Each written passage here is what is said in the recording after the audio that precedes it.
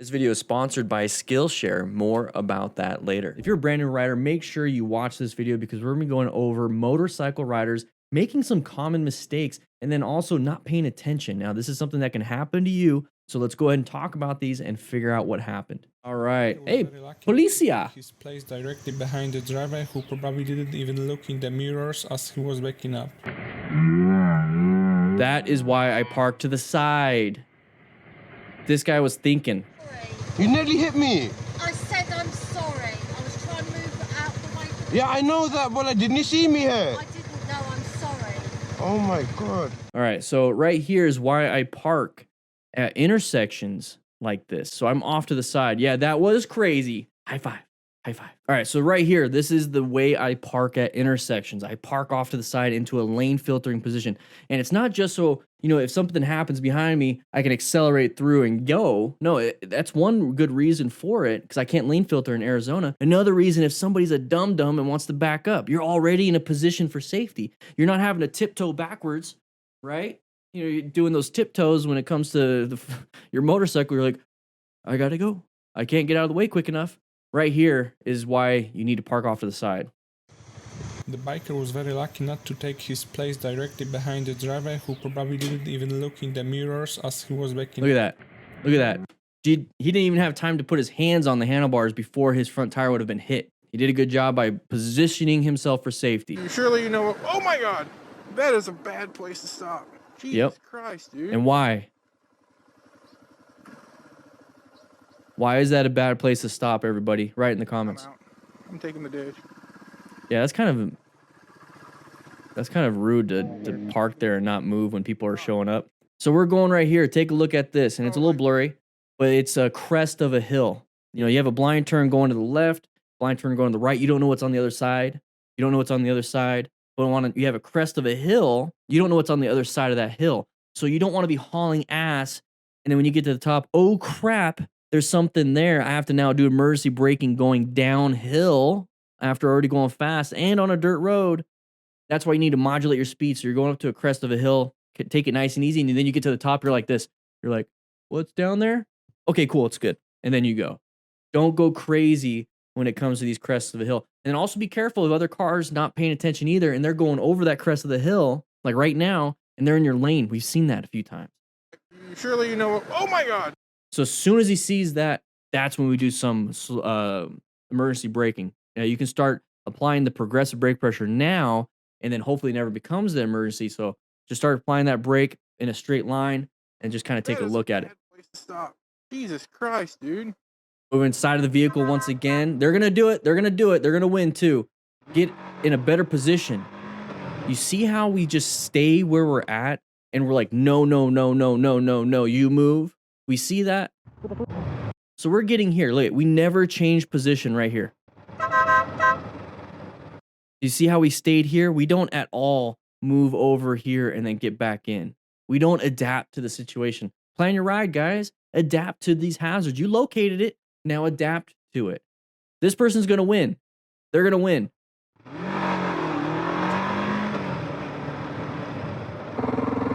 All right, so we're getting through here. Watch out for doggies. Oh. People need to get their freaking dog on a leash. All right, so we're moving through here. We're going pretty fast. I don't know what that says, but MotoStars, what's up? All right. Oh, big bump. What?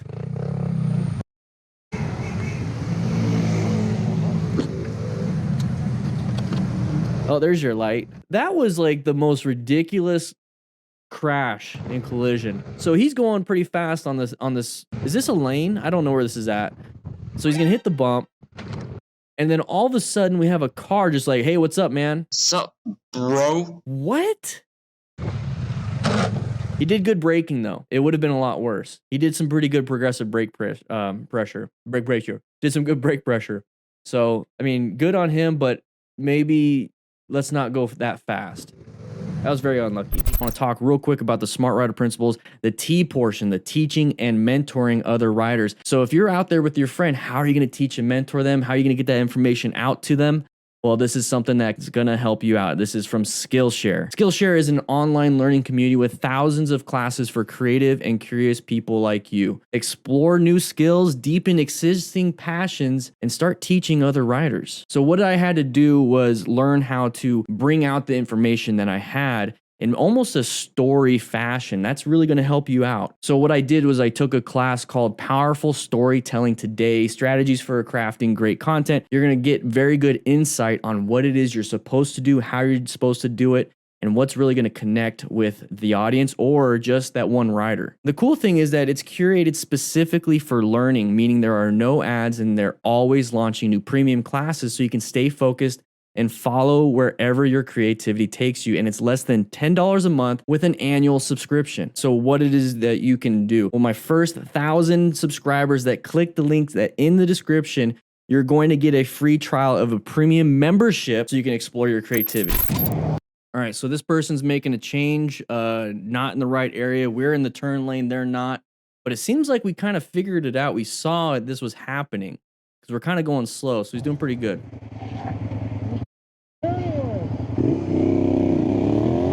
It causes accidents. All right, It going around the corner. Watch out. Family. Ooh, little doggo. Little doggo ran out after him. Little doggo, pretty scary. That's one of those things you got to watch out for. Neighborhood, nothing you could have done there. It's like a deer, you can't do anything. So this one right here, traveling, same thing, another dog. Go on. At that point, they teach you in the MSF to juke them. Okay, so it's that speed differential. They know how to get at you at the same time. Dogs are really smart. So with that, you need to apply the brakes and accelerate, apply the brakes and then accelerate through. Like you try to juke them a little bit. It's going to mess up their gait. But that owner should have had that dog on a leash. I do not want to see a dog like that get hurt. Or any dog, really. Slow R1 rider. All right, going through an intersection. Watch out for left turners. Okay, did good. Moving through, going yellow stage. All right, so what's going to happen? Ego? Scratches and quite serious damage to the bike. There it is. We're waiting. Kind of setting up. There it is. Oh. Oh, look how far this bike slides. Take a look at how far this bike slides. Okay, and then watch his shoes. His shoes fall off. I've seen people's feet stay in that. Let's take a quick look. So this right here, let's just do a quick math. These lines are typically 20 feet. 20 feet, and then in between the line, it's like 20 to 40 feet. So let's just say 20. Let's just say 20 feet in between lines, and the lines are 20 feet. So this is the moment it crashed. I want you guys to count it in the comments. Count it, write it down, do a timestamp, let me know. Count how far this bike slid. So 20 feet, let's use that.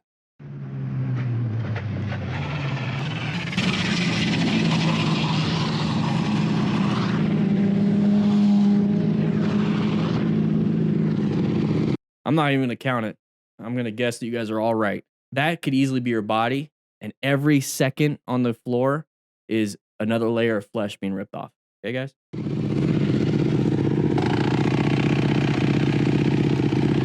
$15 lanes. Hey, his phone stayed. Might have been a rock form mount. Check your buddy, dude. Did anybody have a trauma kit?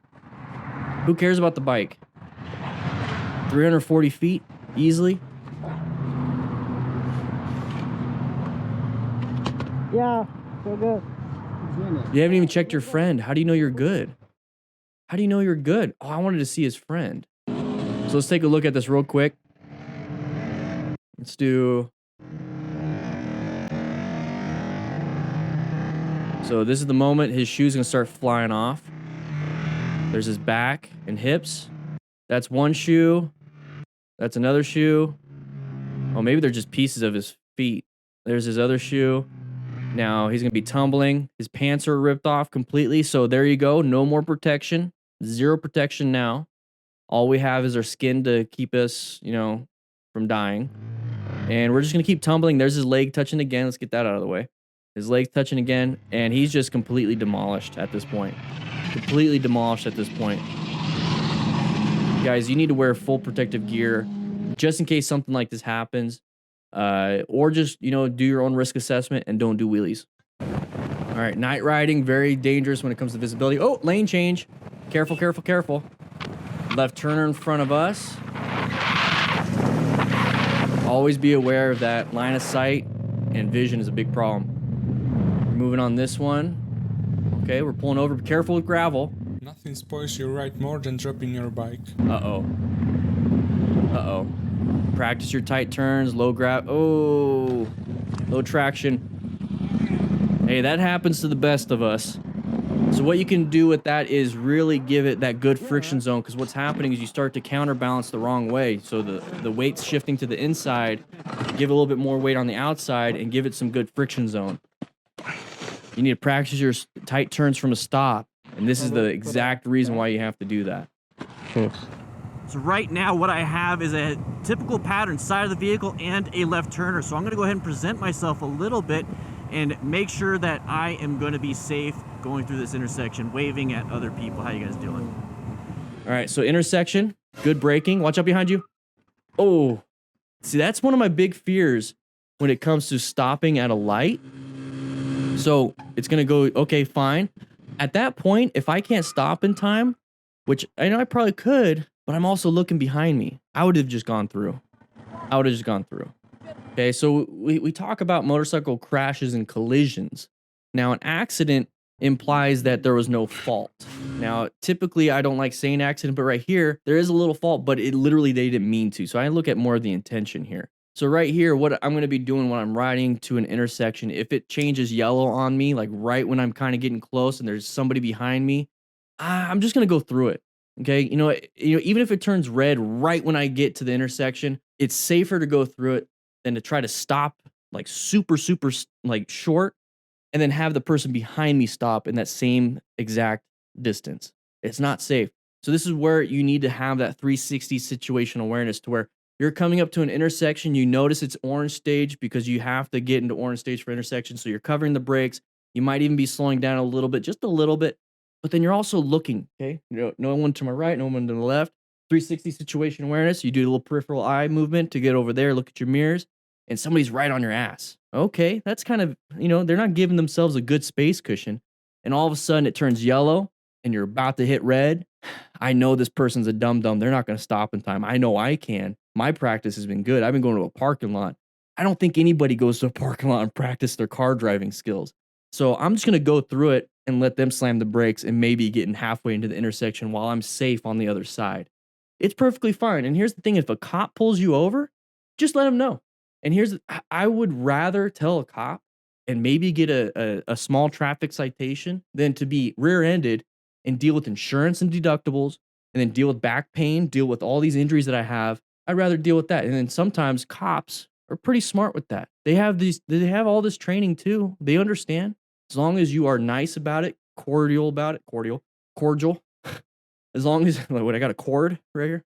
Anyways, let's watch this again. Exactly, Scarlett. Cop may even let you off with a warning, especially if they saw that.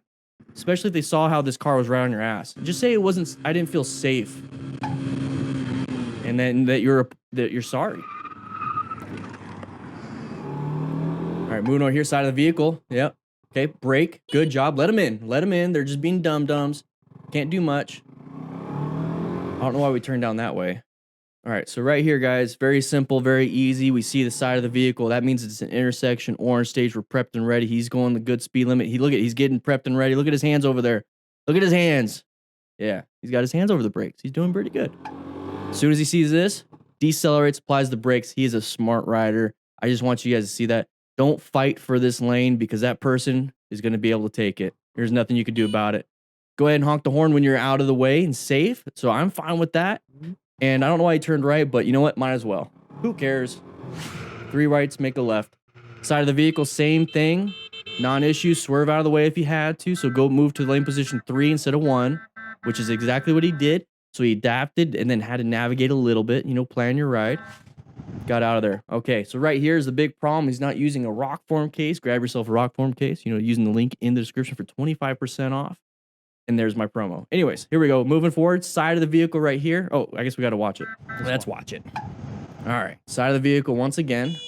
Just roll off the throttle and apply some brakes. End of story. Let them increase the space cushion by them accelerating. Okay. So right here, practicing my slow speed and not going to rush to get through the intersection. Let them go forward a little bit. So now they created a space cushion for me. And that right there is how I exit an intersection. And look at this. Perfect, perfect, perfect. Great vision, good line of sight, good space cushion, and I have escapes to the left and right. Beautiful. All right. Watch out for merging. Stay out of the blind spot. There it is. He had good braking, though. Great braking. There's no reason to do this part. Hey, wind your window down. People don't. You didn't even look when you pulled in here. You almost wiped me out. You were in the far lane, and I was in this lane. You just pulled in without even looking. She's probably apologetic. My horn. That's why I didn't beep you. Please, just turn your head. We're very vulnerable, yeah? You have a good day. So that last part where he felt like he got what he needed to get out, and then he's like, hey, you know, we're very vulnerable. Please look for us. Like that part when you can tell his voice calmed down a little bit, that's the type of mentality and the tone I want you guys to have. And it's hard to do that when you're angry, and it's hard to do that when you have that adrenaline going. And that's fine. But that's where you have to work a little bit harder. So you work a little bit harder. Hey, ma'am, you almost hit me. Okay, you didn't look in your mirrors. Remember to look for us. I almost got hit, and I don't have a cage. I don't have things to protect me. I don't have seatbelts, airbags, any of that stuff. And if I get hit, I'm going to the hospital. And it could have been something minor like that. So please, can you look for other motorcyclists in the future? Thank you. End of story.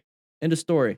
Now, the first part, he's getting a little angry. And you know what? That's the adrenaline. That's fine. So right here, okay, we're coming up to an intersection. I like the fact that he was kind of going slow and he wasn't going to rush to it. And that's probably what saved him. But don't hang out in people's blind spots, okay? So we're right now in a blind spot. We don't know what this person's going to do.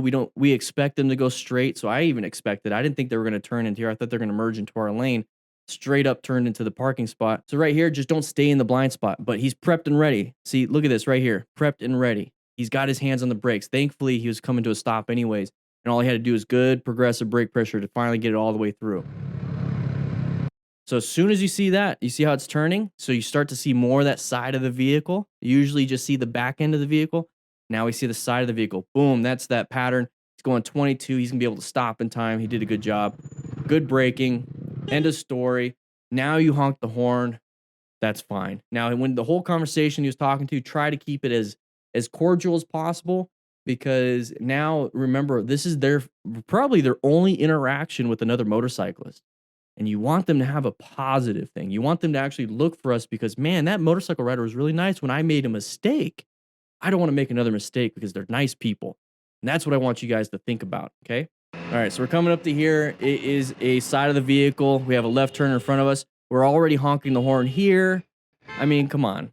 Why are we honking the horn way back there, right? So now we're just getting everybody angry. Let's go back just a little bit. I want you to see this pattern. So you have a left turner, okay? So we have a left turner right here. You know it's an intersection. Look at the other pattern. We got an arrow on it right there. That's the side of the vehicle. So we should be prepped and ready for anything. We should be going into orange stage right here. So we're going to kind of see what everyone's going to be doing first before we really go into it. So now we start honking the horn. Look how far we are. Can you stop from this point? You know, is this a good enough space cushion for you at 34, 36 miles an hour? Can you stop here or maybe slow down a little bit? You're already reaching for the brakes. I think we'll be fine. I think we'll be fine. Let's not cause issues. It was honking early. You! All right, big long line once again. All right, so I'm wearing my brown pants. I'm expecting a lot of brown stage maneuvers happening today. So far, we haven't seen it. Right here is a brown stage basically when it comes to your situation awareness. Take a quick look. Big long line. We have a side of the vehicle. That means there's a possibility of path of travel anywhere right here. That gives you a good look at what you're getting into. Big long line, big open line, big, can't even speak right now. Big open line. That means anybody can merge into you. We have path of travel possibilities. This is orange stage, guys. We need to be prepped and ready for anything. We can't swerve too far to the left. We got a curb. So all we can really do is accelerate and decelerate. So your best bet right here is your brakes. So be prepped and ready. Go ahead and already have your hands over that front brake just in case. Maybe even slow it down just a little bit so that you don't have to brake with a huge amount of speed. And D-drum with the $2, baby. Woo! Yeah, I'm barefoot. So there's that side of the vehicle. Now we're kind of zoomed in with the camera, but what we can do right here is easily decelerate and apply some progressive brake pressure. We're in a straight line. We're good. We don't have to be braking in a turn or anything, so we can probably stop, right? When was the last time you practiced your braking? All right, we're coming up to a light. Whoa! That was close. That was close. All right, watch out. Same situation. This is a merging issue. One of the only issues you're really going to have when it comes to, oh, maybe not a merging issue. What is? Okay, I think I can pull that apart. So what I was talking about right here is the only time you really have a path of travel violation on the interstate is on off ramps and on ramps on the interstate. You don't have cross traffic. So that's why they're actually pretty safe. All you have is straight traffic. So you have to watch out for those patterns of people getting closer to you and then you being in blind spots. So right here, we have this person right here. It looks like it connects right here. And then we have that person right there. It looks like it connects there. Are we all going to intersect around the same time? Maybe. And if that's the case, let them have it. Always let them have it, okay? Don't worry about this too much. Let them have it. So my guess is this car driver wasn't paying attention, and what was happening is that they're wanting to pass the car that's up ahead. Maybe didn't see the rider, unintentional blindness. I don't know. I don't care. That's perfectly fine. Whatever it is. The thing is, this motorcycle rider had great 360 situation awareness and was able to see this in time. So what I would probably do right here is apply the brakes, let him go forward, or I would accelerate if you had a fast enough bike and get yourself out of there. But he's already in a good lane position. So take a quick look. Look, he's in lane position 1 all the way to this side. So I have a feeling this person was wanting to pass this car and did it a little early, didn't see us. So what I'm trying to get at here is that this car driver is already planning on doing something. He's already planning on passing. So we can help them by decelerating right here, let them go, and then we're on with our day. I don't want to jockey and fight for position here because this person's still accelerating. They don't want to hit them. So now we're just kind of like, okay, are you moving or am I moving? You know, what are we doing here? I'm going to let them have it. It's not worth it. It's not worth it. But good 360 situational awareness. So he accelerated out, and that's something you could totally do if you have a powerful enough bike. So those of you who are riding Groms on interstates, or if you're riding a very low CC bike, you might not be able to do that. So think about that when you are riding around. Now remember, this is all clips from the live stream that we have every Tuesday and Thursday at 3 p.m. Mountain Standard Time on this channel. Make sure you hit that like button, and at the same time, click this video or this video and keep watching.